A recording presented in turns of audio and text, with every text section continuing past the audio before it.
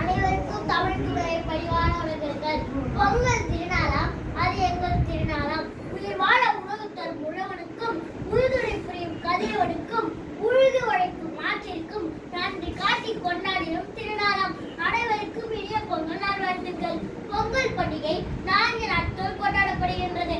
அவை முதல் நாள் போகி, 2ஆம் நாள் தைப்பொங்கல், 3ஆம் நாள் மாட்டுப்பொங்கல், 4ஆம் நாள் காணும் பொங்கல். பழையன கழிதல புதியன புதும் என்ற பாடல் வரிகளை கேட்ப வீட்டில் உள்ள பழையவற்றை நீக்கி தூய்மைப்படுத்துவதே போகி பொங்கல் ஆகும். தை பிறந்தால் வழி பெருக்கும் என்ற பொன்மொழியை கேட்ப தை மாதத்தின் முதல் நாள் புது பானைகள் பொங்கல் செய்து அதனை சூரிய கடவுளுக்கு படைத்து வணங்குவர்.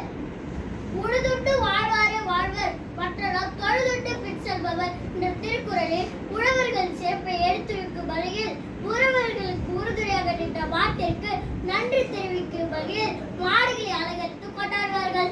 அன்று ஜல்லிக்கட்டு, ஏறு தழுவுதல் போன்ற வீர விளையாட்டுகள் நடைபெறும். நல்லாரை காண்பதும் நன்று போன்ற பொன்மொழியை கேட்ப 4ஆம் நாள் காணும் பொங்கல் கொண்டாடப்படுகின்றது. அன்று நமது உறவினர்கள் நண்பர்கள் கண்டு மகிழ்வோம்.